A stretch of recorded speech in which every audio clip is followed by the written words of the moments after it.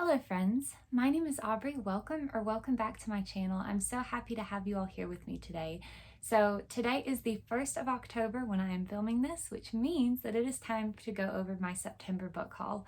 So we're going to go through all of the books that I acquired in the month of September, and as always we're going to go through them based on where I got them from.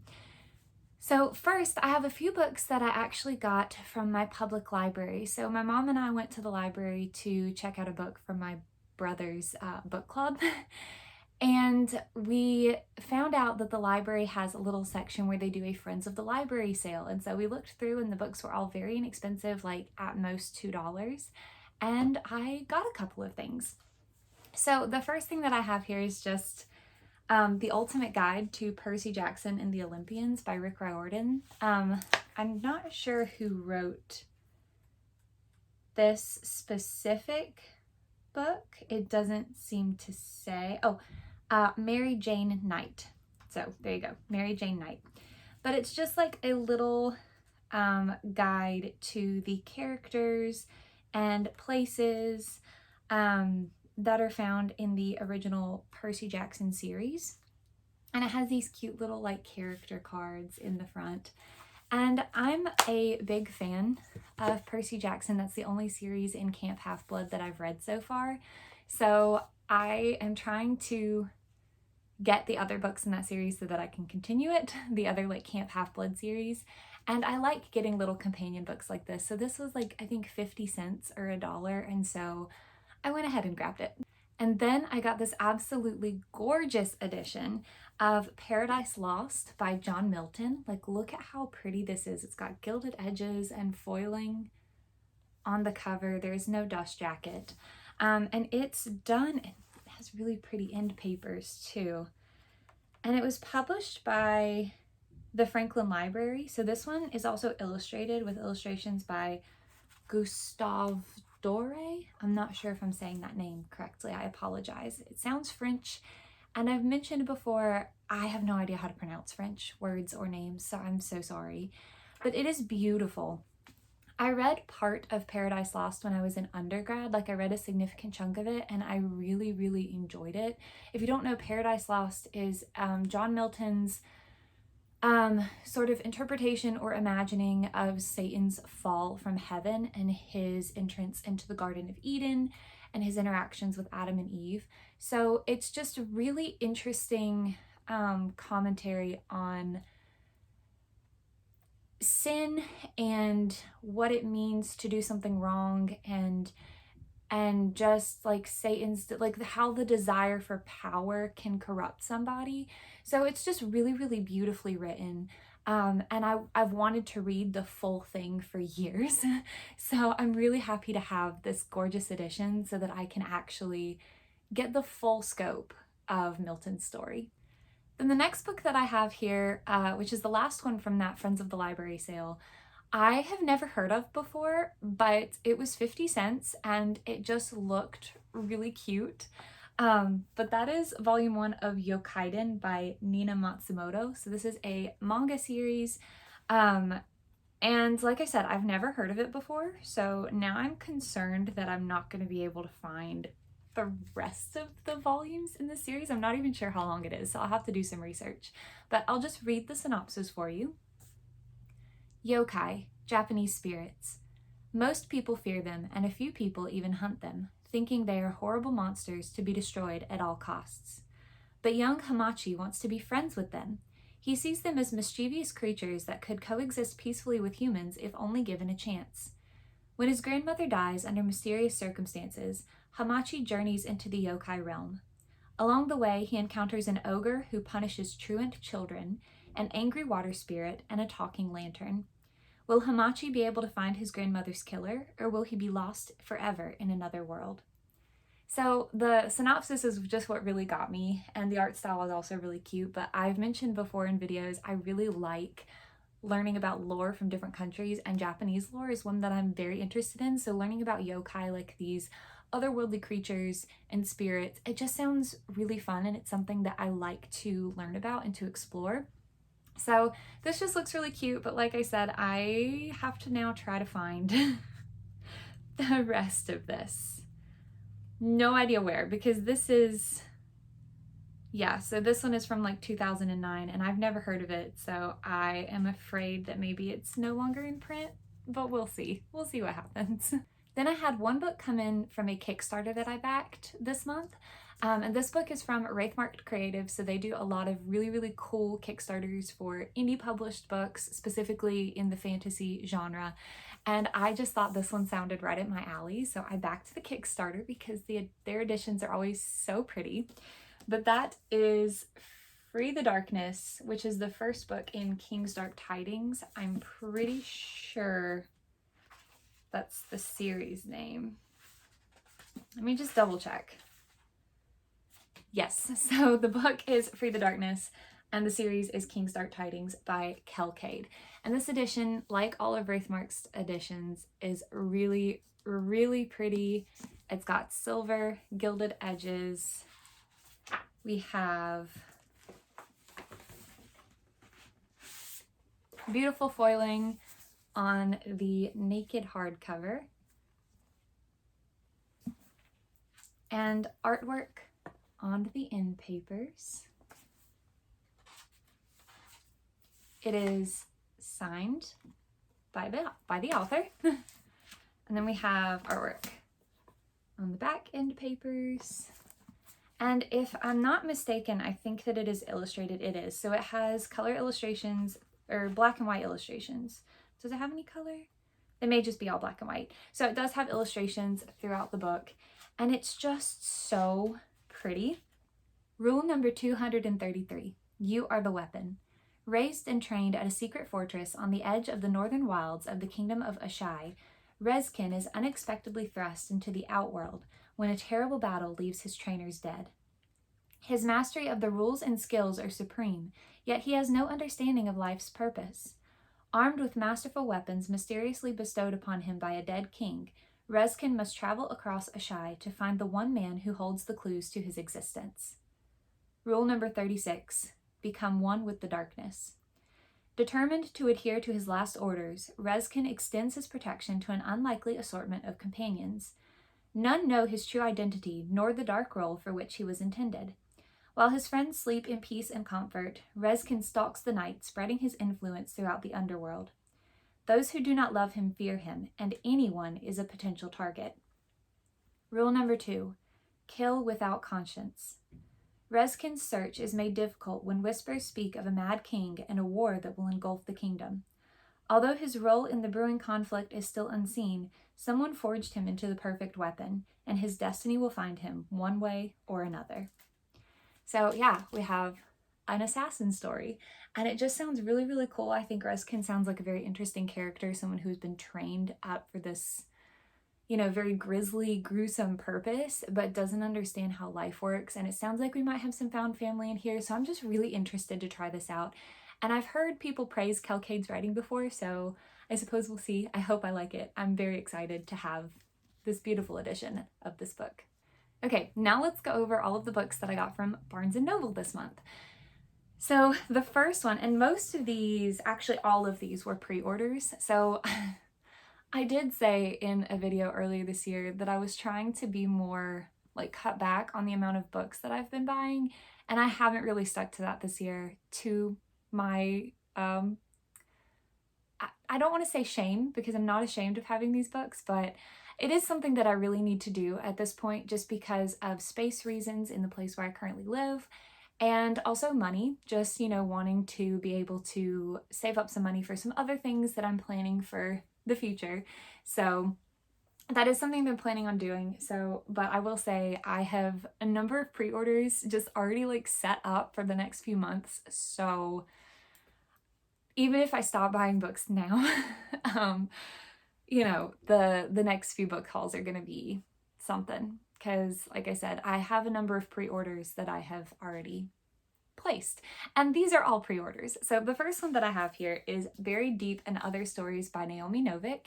It is a naked hardcover, so there is no dust jacket, and it just looks so pretty. A thrilling anthology of 13 short stories that span the worlds created by the New York Times bestselling author of the Scholomance trilogy, including a sneak peek at the land where her next major project will be set. From the dragon-filled Temeraire series and the gothic magical halls of the Scalomance trilogy, through the realms next door to spinning silver and uprooted, this stunning collection takes us from fairy tale to fantasy, myth to history, and mystery to science fiction as we travel through Naomi Novik's most beloved stories. Here, among many others, we encounter a mushroom witch who learns that sometimes the worst thing in the Scalomance can be your roommate. The start of the Dragon Court in ancient Rome after Mark Antony hatches a dragon's egg and bonds with the hatchling. A young bride in the Middle Ages who finds herself gambling with death for the highest of stakes. A delightful reimagining of Pride and Prejudice in which Elizabeth Bennet captains a long-winged dragon. The first glimpse of the world of Abandon, the setting of Novik's upcoming epic fantasy series, a deserted continent populated only by silent and enigmatic architectural mysteries. Though the stories are vastly different, there is a unifying theme, wrestling with destiny and the lengths some will go to find their own and fulfill its promise. So some of you may know, you can see them behind me on these two shelves. The Temeraire series is one of my favorite series of all time. I love it so much. And so it is the only thing I've read by Naomi Novik at this point. I feel like a lot of people have read the Scalomance. A lot of people have read her fairy tale reimaginings. But Temeraire is just like, I can't see how anything can top it. I do want to check out some of her other works, but Temeraire is just one of my favorite things ever. So when I heard that this was announced, I immediately pre-ordered it. Because, I mean, look at it. It's got Temeraire stories. And I will say the one about Pride and Prejudice with Elizabeth Bennet, I'm pretty sure it's like back there. Golden Age and Other Stories, which was a book she did where she wrote Temeraire stories that are non-canonical. Some of them could be canonical based on fan art pictures. And I'm pretty sure there was a Pride and Prejudice like AU in there. So this one might just be like an expansion on that. I'm not sure, but I'm really excited to check this out. I am only going to read the Temeraire ones for now and the ones that are unrelated to her other works. And then of course the one that's like a sneak preview into her new series, which I'm really excited about. So then the other ones I'll go back to as I read, like her fairy tales and the Scalomance and things like that. So I just need to figure out which stories go with which. Then the next pre-order that came in September is Percy Jackson and the Olympians, The Senior Year Adventures, Wrath of the Triple Goddess. So, as I mentioned earlier, I love Percy Jackson. The original series is the only Camp Half-Blood series that I've read. But since these are coming out, I am just pre-ordering them as they're announced and as they're released. Because so we have Percy Jackson, and then we have Calcade and Heroes of Olympus, and there's another one I can't remember. I think Heroes of Olympus is next, and then Calcade, and then the other one. And then apparently the Senior Year Adventures for Percy Jackson. And this is the Barnes & Noble exclusive, so it has really pretty red sprayed edges, and I think some sort of bonus material in the back. I'm not sure what is the extra content. I'm not sure. But if you've never heard of Camp Half-Blood or Percy Jackson specifically, it's a series about demigods who are living in modern society. And we follow our main character, Percy Jackson, who finds out he is the son of Poseidon, and in book 1 has to go to Camp Half-Blood, where demigods are trained to fight and to defend themselves because monsters are attracted to them, and he has to save his mom. There's a lot in here. There's Greek mythology, there are gods and goddesses, and these kids and teenagers trying to navigate this world that they find themselves in, and these relationships with parents that they never knew. So it's really interesting. It's really fun. It is a middle grade series. I'm pretty sure the original Percy Jackson are middle grade. I'm not sure if these are going to be aged up at all, because I need to catch up on the other Camp Half-Blood series before I can start these. But this is the second book in the Senior Year Adventures, and I'm just going to keep pre-ordering them as they're announced, so that way I don't fall behind. Then this next one is an edition of a book that I already own, and that is The House in the Cerulean Sea, which is the first book in the Cerulean Chronicles by T.J. Klune. So I do already have the Barnes & Noble or Waterstones. I don't remember. I think it's Barnes & Noble, but I could be wrong. It might be Waterstones. Paperback edition with the yellow sprayed edges. But this is now a series. When the second book was announced, they also announced this collector's edition of the first book, which matches. So I had to get it so that they can match and look pretty together. But I love The House in the Cerulean Sea. It's one of my favorite books. We follow Linus Baker, who works for the Department of, what is it called? The Department in charge of Magical Youth. And he lives alone with his cat Calliope, and essentially his job is to check on orphanages and like dealing with social work with magical children. And he's sent on a job to check out this orphanage run by a man named Arthur Parnassus that houses some particularly strange children, one of whom who might be the Antichrist. And it's just full of found family and love and learning to accept yourself and learning to want things and to go after what you want and not to just settle and to find people to protect. And it's beautiful and wonderful and I love it. And so I'm really happy to have this beautiful edition. So it'll match the second book, which you guys will see later in this book haul. Okay, then the next three that I have, and I'm sorry if I'm going kind of fast, I actually have to leave early for work today. So, and plus I don't want this video to end up taking forever, because I know that sometimes my book hauls can be quite long and we have quite a bit to get through. So I'm very sorry if I'm going too quickly.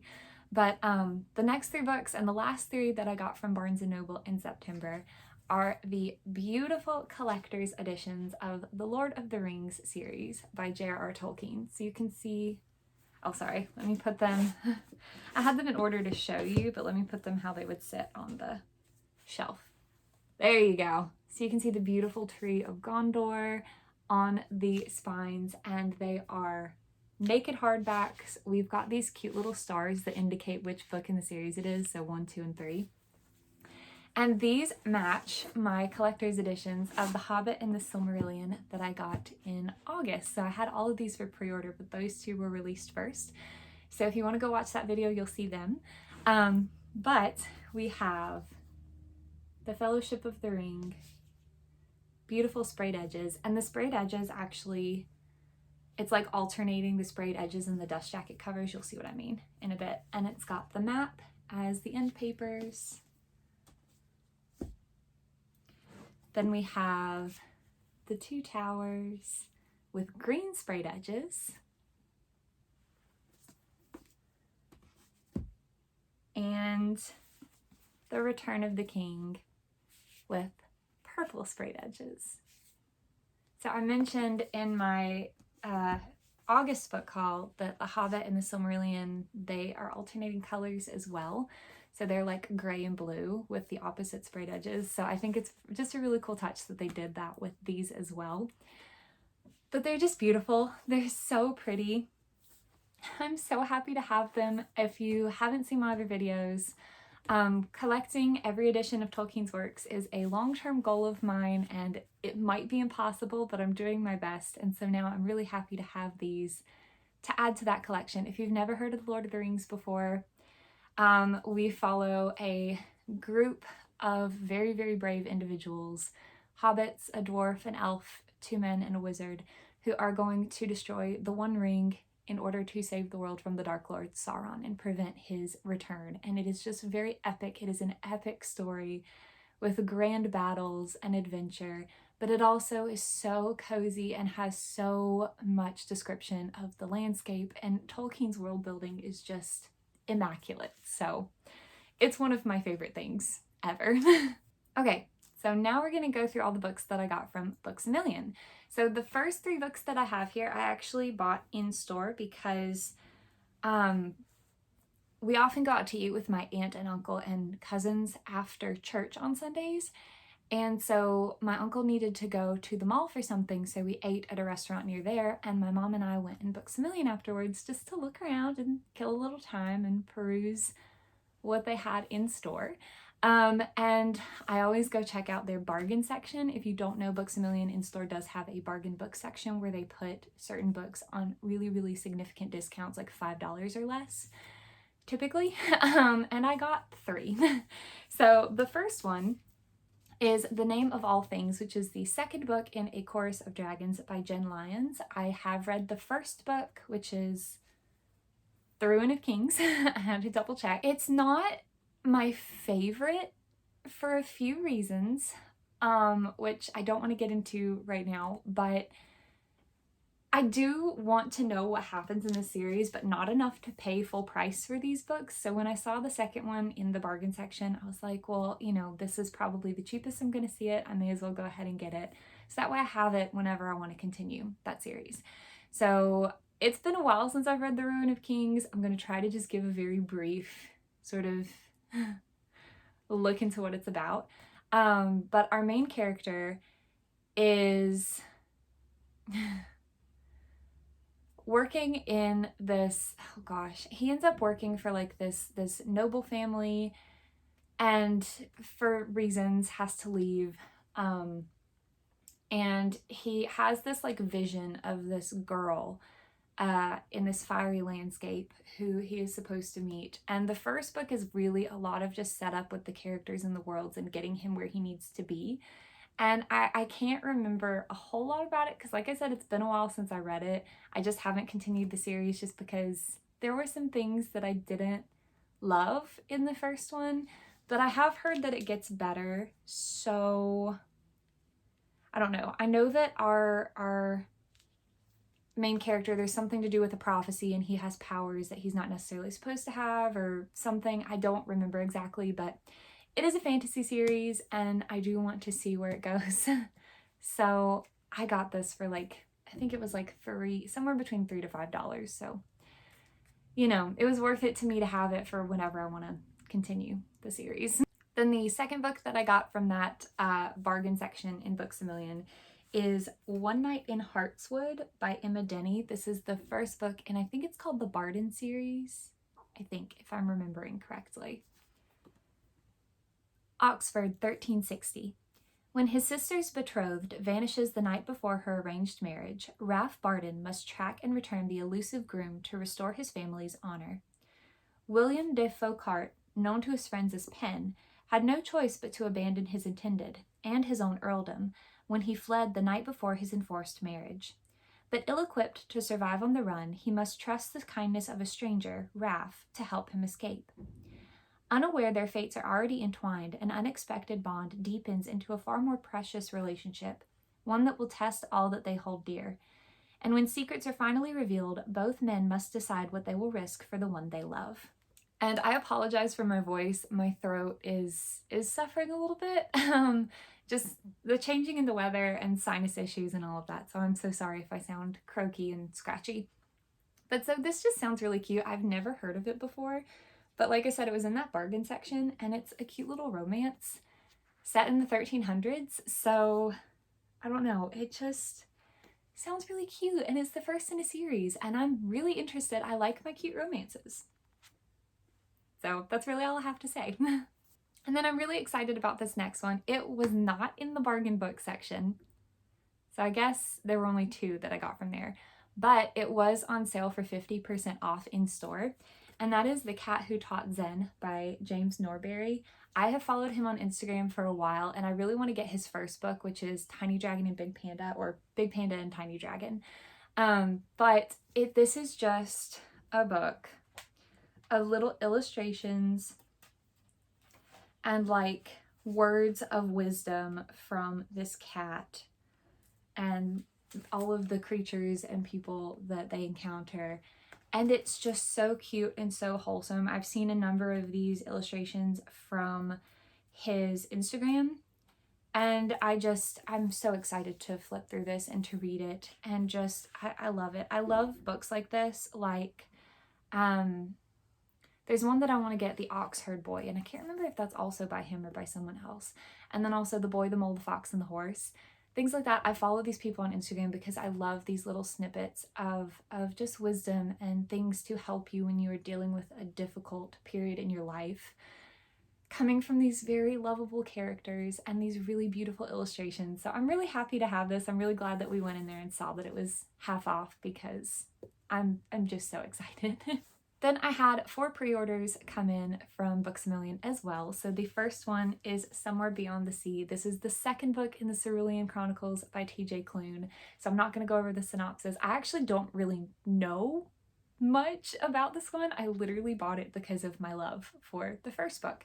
So I hope it's just as good. But you see it's got sprayed pages and the kind of shiny hardcover. I don't know if you can see it on the video, but like the text is foiled, but then the image has like the paint or the color is almost metallic. I don't know how to describe it, but it's really pretty in person. So it matches my new hardcover of The House in the Cerulean Sea.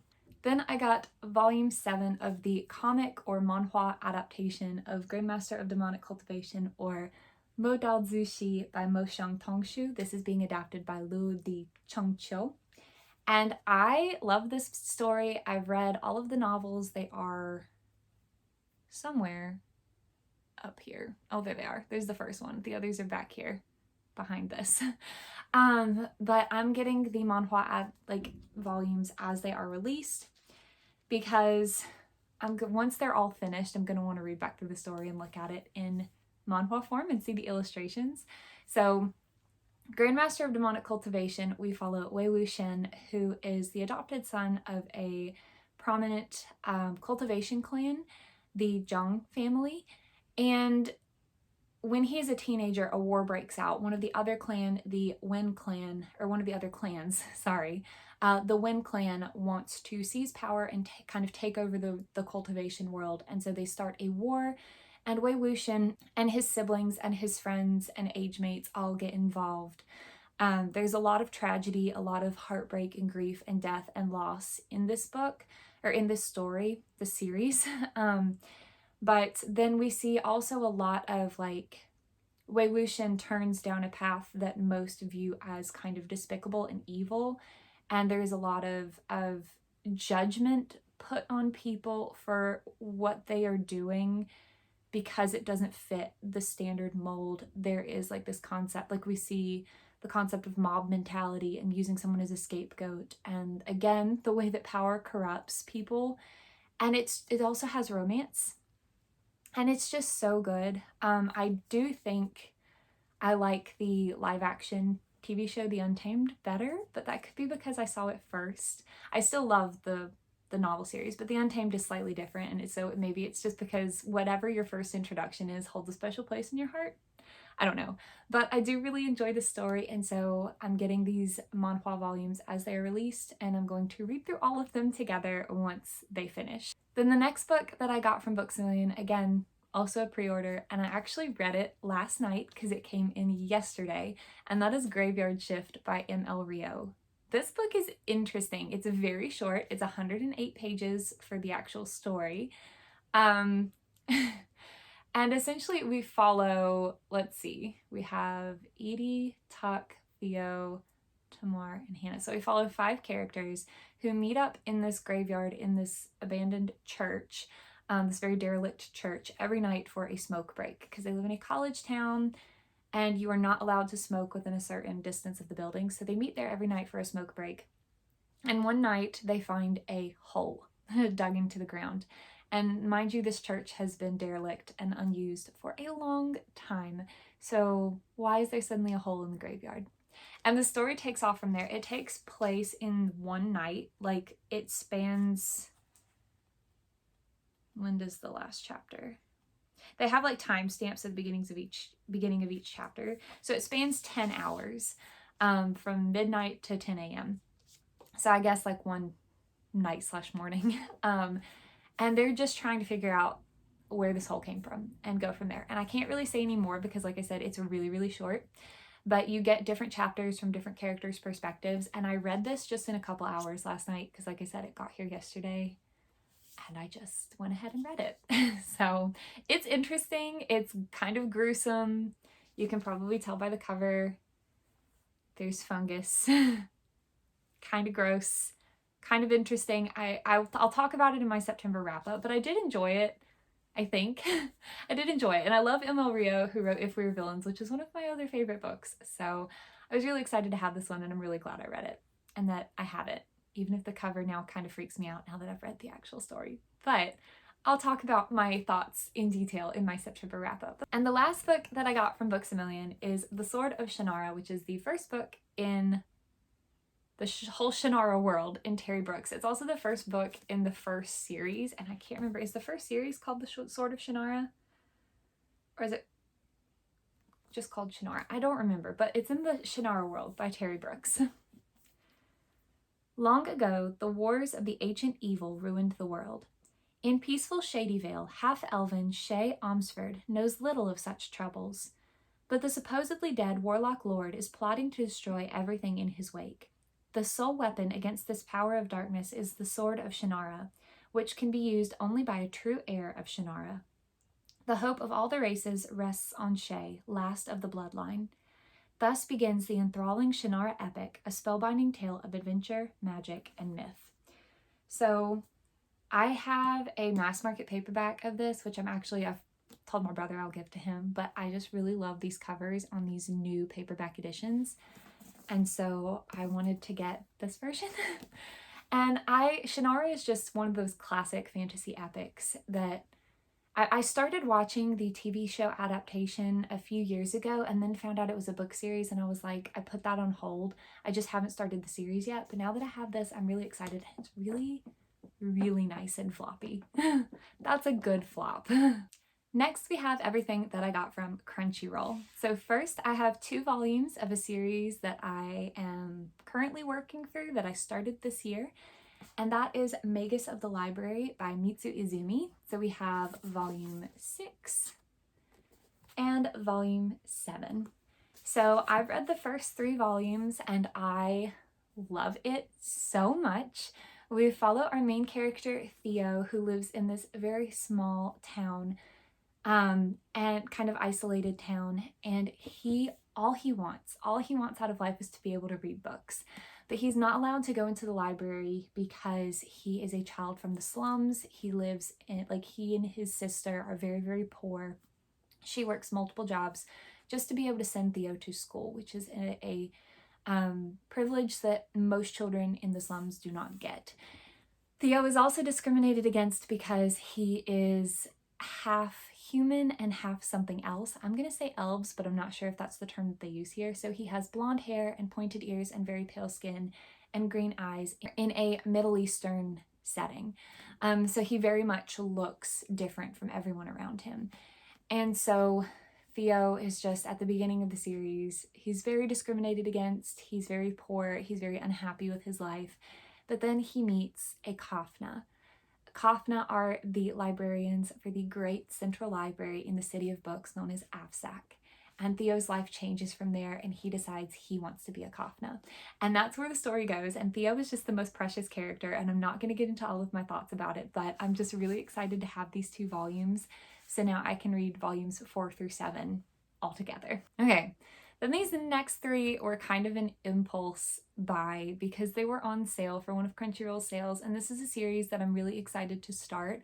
I have not yet, partly because I really like checking out the light novels first if a series is based on a light novel series, like a manga series, if it has a light novel series that it is based on.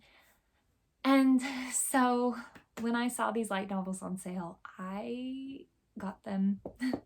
And those are the first 3 volumes of the light novel of My Happy Marriage by Akumi Agitogi, or Akumi Agitogi. I'm not sure how you pronounce that, but we have volume 1. And just like with the manga, the art on these is insanely gorgeous. Volume 2 and volume 3, which is a little damaged. Like the back cover is bent. It's a little hurt, but that's okay.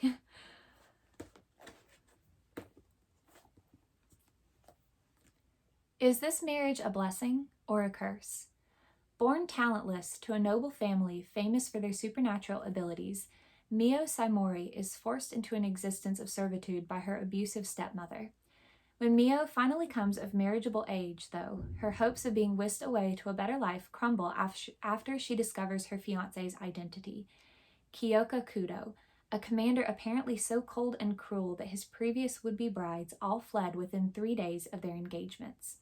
With no home to return to, Mio resigns herself to her fate. and soon finds that her pale and beautiful husband-to-be is anything but the monster she expected. As they slowly open their hearts to each other, both realize the other may be their chance at finding true love and happiness. So I get really kind of a mixture. I've heard this compared to Cinderella, but I also kind of get a mixture of like Beauty and the Beast in there in a way, just in like you are kind of stuck with this person you don't really know and you have a negative opinion of, but then you realize that they're actually not what they seem, not what society makes them out to be. So I've heard it's really, really cute, and I do have several volumes of the manga, so I really should have tried that before getting these. But like I said, I do like reading the light novels first, so I think that's what I'm going to do, is start with these three and go from there. So then I have 3 more books from Crunchyroll, 2 books that were part of that same sale, and 1 that was a pre-order. So the next one I have is the Pet Detective Agency by Noji. At the Sako Detective Agency works the reliable assistant, Ro Nakamura. Despite his rugged looks and pink hair, animals seem to adore him, making him the perfect candidate for finding lost pets. Ro is also in love with his boss, Detective Fumika Sako. When he isn't helping Fumi out on a job, Ro is always on the lookout for a chance to sneak in a kiss.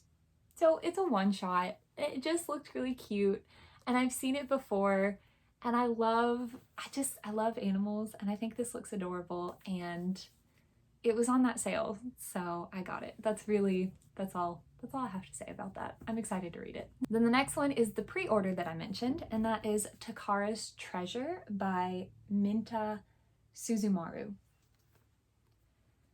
Taishin has moved to Tokyo from his hometown of Fukuoka to start college and reunite with Takara, a stranger who had consoled him in his grief the year prior.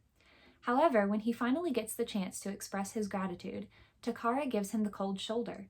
But Taishin, undeterred, decides to pursue Takara anyway, and Takara finds himself becoming more and more enchanted by Taishin's straightforward and earnest gaze. So it just sounds really cute. Again, it's a little one-shot. I hope it's good, because sometimes one-shot stories in manga are not always like fleshed out as much as they could be, but I think it sounds really cute, and it's not a very big commitment to read. It does say that it has explicit content and it is rated mature, so this is an 18+ volume, but it just sounds so cute. And then the other book that I got as part of that sale, and the last book that I received from Crunchyroll in the month of September, is The Two Lions by Nagisa Furuya. Not long after he starts university, friendly, big-hearted Junpei runs into the very unfriendly Leo. As they speak, Junpei learns that they went to the same high school and that Leo was the demon lion feared back then as a secret gang leader. After those days spent as a lonely, misunderstood high schooler, Leo escaped to a faraway college to make new friends. Junpei becomes his first and vows to help Leo make more, but are his feelings for Leo stronger than friendship? So again, it just sounds really cute, and I always love this dynamic of this very outgoing character and someone who is much more reserved and tends to be misunderstood by others because of that, and bringing them out of their shell and having someone understand them. I just love it. I am a sucker for that kind of dynamic, so it just sounds cute. Then I got one order from FairyLoot this month that came in, and that is for The Atlas of Us by Kristen Dwyer. So this edition is really, really pretty. We have this image on the sprayed edges, and then it's just plain blue on the top, plain black on the bottom. Have a quote on the back cover.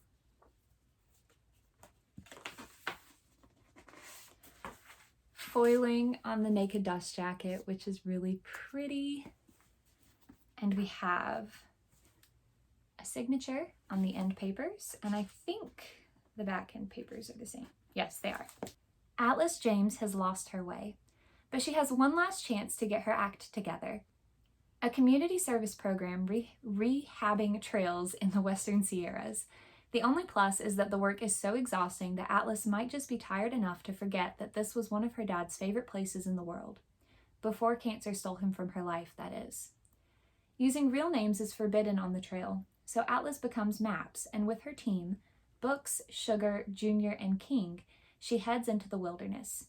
As she sheds all the lies she's built up as walls to protect herself, she realizes that 4 strangers might know her better than anyone has before.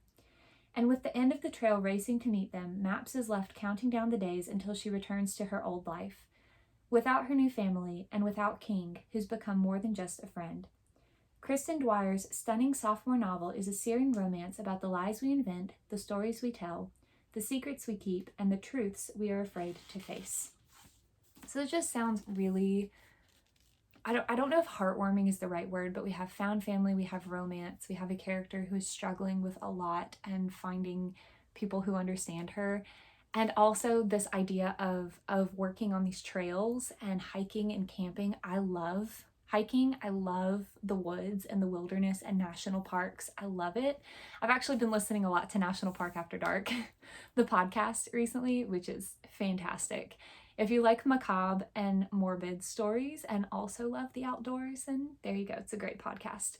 But this just sounds like it has so many things that I'm going to love with a setting that really is like made for me. So I'm really excited to read this one. Probably next summer is my plan. I also got 2 orders from LitJoy that came in this month. So the first one is the third, right? Second? This might be the second. The second Fablehaven book by Brandon Mull. So this is Rise of the Evening Star. I think it might be the second book. You can't really see it very good on camera, but it's like embossed into the cover. There you go. You can see it better there. It's got on the back with gilded edges and really pretty end papers. And I've mentioned previously when I got the first book in, I've never read Fablehaven, but I have a big soft spot in my heart for these types of middle grade and young adult series that deal with children and magical creatures and like magical lands. I know this one, we have something about these kids finding out someone in their family, it might be their grandparents, I'm not sure, have a like sanctuary for magical creatures, and they become involved with that and learning about this new world that they didn't know existed. And I just love things like that, and this is one that I never read when I myself was a kid, so I'm really excited to try it. And the other book that I got from LitJoy I'm so excited about, that is The Phantom of the Opera by Gaston Leroux. Oh my gosh, I love the movie with Gerard Butler, so you can see the beautiful sprayed edges. I love it. I love the music, and we have these really pretty end papers, and it is got illustrations in it. If I'm not, yeah. Look at that. Oh my gosh. That is gorgeous. But I've never read the book anyway, is what I was trying to get at. I was getting too excited over how beautiful this is. But I've never read the book of The Phantom of the Opera, so I really want to. I really want to read it.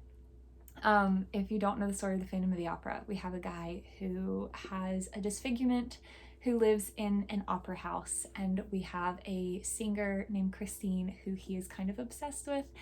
And I don't know how closely the book follows the movie, so that's probably all I can say, because I'm not sure exactly how closely they go with one another, because I've never read the book. But I have it now, and it's beautiful, and I'm so excited, and this is part of their like Gothic Stories editions. So if you are interested, they have other ones as well, such as Dracula and some Edgar Allan Poe stories, and The Picture of Dorian Gray and Frankenstein. And they're currently on sale. Like, I don't think on sale. They're currently for sale. You can currently order them. So if you're interested, they are still available. Then I also got 3 books from Owlcrate. So the first one is their September young adult pick, which is At the End of the River Styx by Michelle Kolwicki. And this book is beautiful. Owlcrate has always made beautiful books, but they have really like stepped up their game lately. So there's the sprayed edges. We have an alternate dust jacket on the other side. Also beautiful. We have foiling on the naked hardcover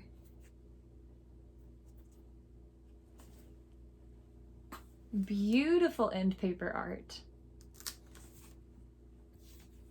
Look at that. And I think it's signed. It should be. Yes, it is signed by the author. And I can already tell you that this book is probably going to make me cry. I already get that feeling after reading the synopsis and then looking at the end paper artwork. It was already getting me a little bit. So that's a sign. Is saving someone you love worth an eternity of servitude? To save his dying mother, Zan offered his life and centuries of servitude to the ferryman. For 499 years of his 500-year curse, Zan has guided souls in the underworld to the edge of the river Styx so the ferryman can devour them. And if Zan stops before his sentence is up, the ferryman will eat his soul. In Portland, Bastian is grieving. He barely survived a car accident that took his mother, and he is haunted by troubling dreams of a dark, flooded corridor. One night, a door appears in the endless corridor, and Bastian walks into Zan's office, where he learns that he was supposed to die in the accident. There's construction going on across the street. I'm so sorry if you can hear any of that. It should be easy for Zan to hand Bastian over like he has countless others. Only Bastian keeps disappearing before Zan can deliver him. The more they meet, the more they find they have in common, and before long, their feelings for each other deepen. After an eon of loneliness, Zan can't bring himself to let Bastian die. The boys borrow time hiding from the ferryman, but only one of them can cheat death.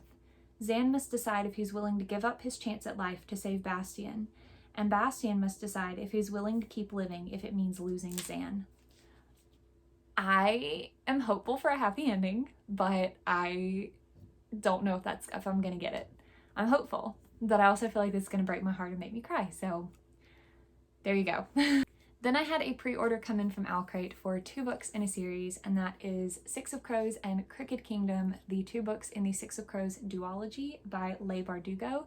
This is the 2nd series in her Grishaverse, and I already have Owlcrate's edition for the Shadow and Bone trilogy, which is the 1st series. So first we have Six of Crows. Oh, it is so pretty. And our sprayed edges.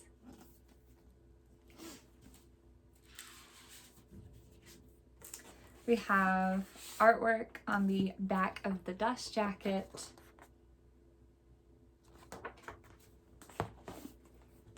Foiling on the naked hardcover.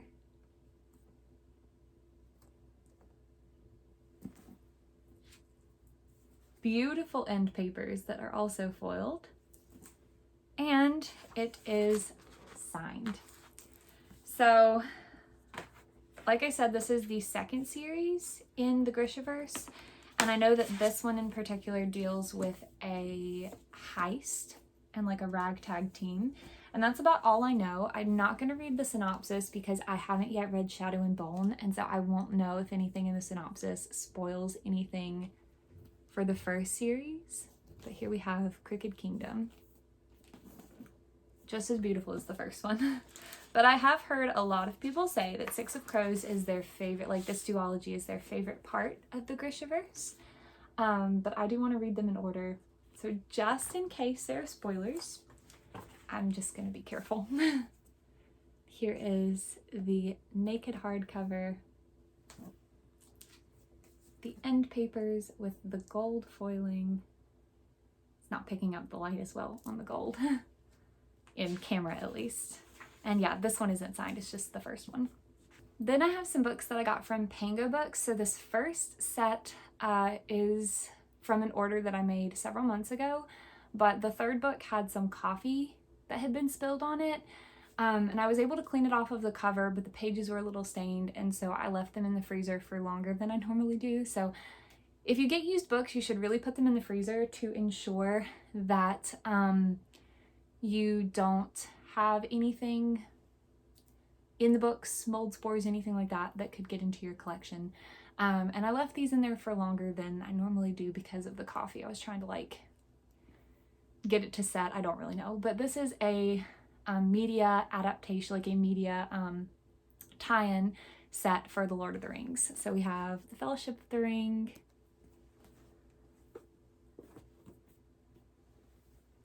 the two towers.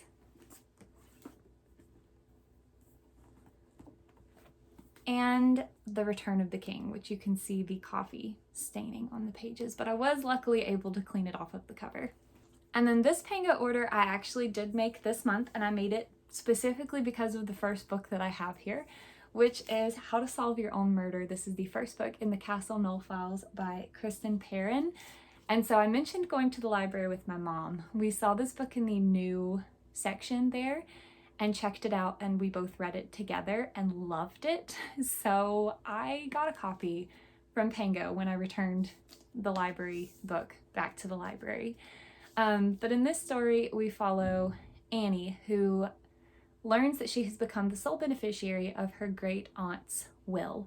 And she's invited back, so Annie lives in London, she's invited back to this small town, Castle Knoll, where her great aunt lives and where her mom grew up, to meet with her great aunt and her lawyer about the will.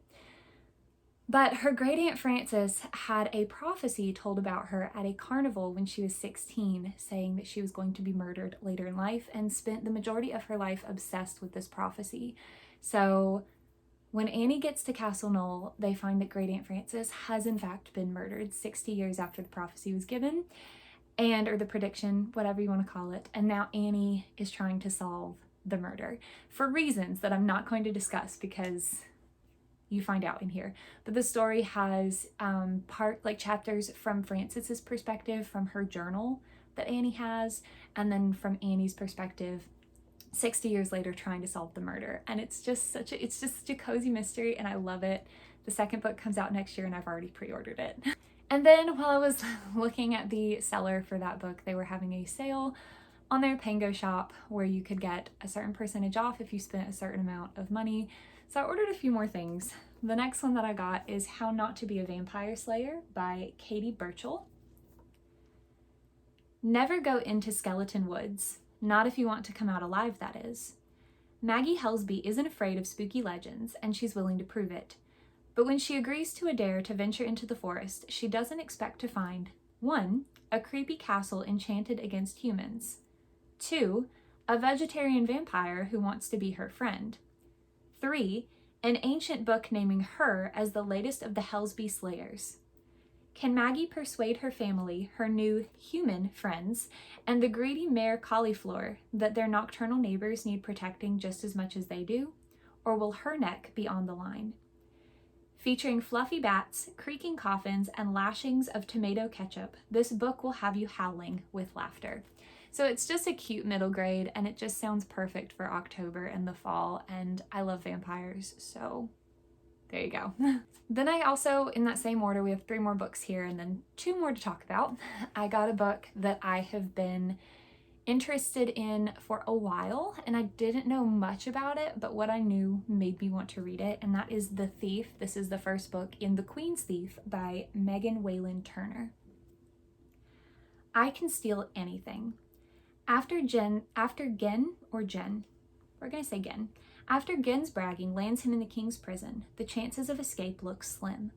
Then the king's scholar, the magus, needs the thief's skill for a seemingly impossible task, to steal a hidden treasure from another land. To the magus, Gen is just a tool, but Gen is a trickster and a survivor with a plan of his own. So this is I think middle grade, it may be young adult series that I have seen people really like, and I like a good underdog thief type character, so I don't know, I was just interested in it for a while, and so now I have a copy. Then the next one I knew nothing about before I saw it on this person's Pango page, and that is Return of the Wizard King, the first book in the Wizard King trilogy by Chad Corey. After nearly 8 centuries, the last Wizard King seeks a return to Traladrin, but doing so requires the manipulation of a band of mercenaries oblivious to his goals. The gladiator sold his soul for revenge. The knight's a bigot. The dwarf only cares about regaining his honor. Even the wizardess seems too bookish for anyone's good. But they've all been hired by a blind seer and his assistant to retrieve some forgotten knowledge long hidden away in a jungle-strangled ruin. Get in, get out, get paid. At least, that's what they thought. Instead, they uncover hidden agendas and ancient power struggles centuries in the making. Welcome to Traladrin, a world rich in history, faith, and tales of adventure, of which this story is but one of many. So fantasy with an ancient wizard, ragtag band. I love stories with seers and like prophets who can see the future. I just think that's fascinating. So yeah, it just sounded really cool and I really am happy to try it. Then the last book that I got from Pango this month is The Flight of the Prince, which is the first book in Wind by Jason Tinian IV and Michael Diolinis. So this is a graphic novel in full color. To find your home, first you have to find yourself. In a world where magical heritage is punishable by death, a young boy named Wind must hide his true identity and pointy ears from everyone in Pipetown, even if it means he'll never have the normal life he wants. But when his secret is threatened, Wind is forced to leave his home behind to embark on a dangerous quest that will put him at the heart of a royal conspiracy beyond imagination. Now on the run with the boy of his dreams, his best friend Oakley, and a literal prince, Wind will have to embrace the magic within himself if he wants to save them from the shocking dangers that await. So it just sounds really cute, and I love graphic novels, and the art style is pretty, the colors are pretty. I'm excited to try it. And I also love, again, the underdog character and them rising above where his society has put them. So I don't know, it just sounds fun. All right, we have made it to the last two books for this month's book haul. So I made an order from a shop that I've never ordered from before, and that is Unplugged Book Box, and I am really happy with what I got. So the first one that I have here is A Traveler's Guide to the Lucky Griffin, Recipes and Regalings by Stephen Warren and Mackenzie Catron. So it has this beautiful slipcover, and then the book itself is a naked hardback with these little metal corners. I don't know if you can see the embossing, but we have the two authors / narrators' faces. Really pretty end papers.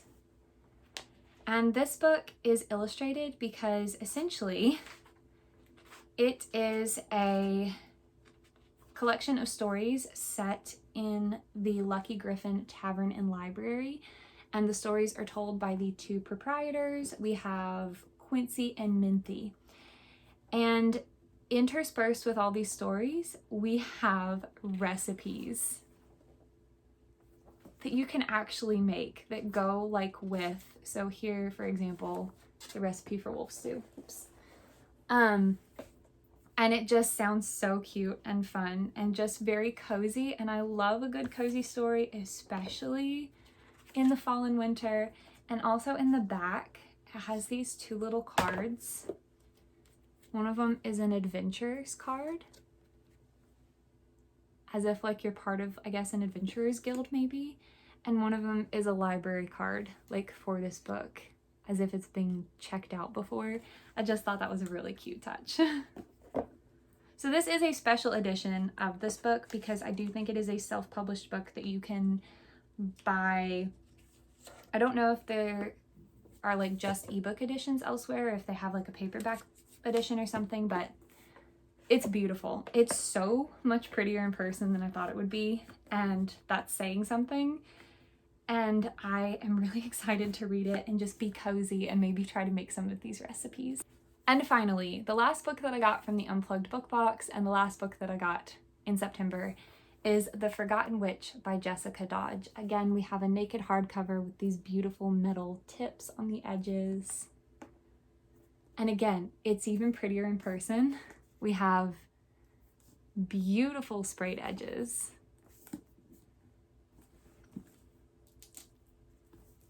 And in paper artwork.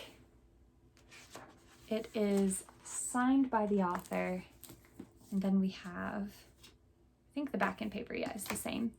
But it just looks really pretty. I don't remember the synopsis, if I'm being honest, but I know it has to do with magic in Scotland. That's all I remember, and it's supposed to be very cottagecore, so it's beautiful. And again, I love cozy stories like this in the fall and winter, so It's just gorgeous. I'm very happy with them, and I'm going to be keeping an eye out for other special editions that they put out.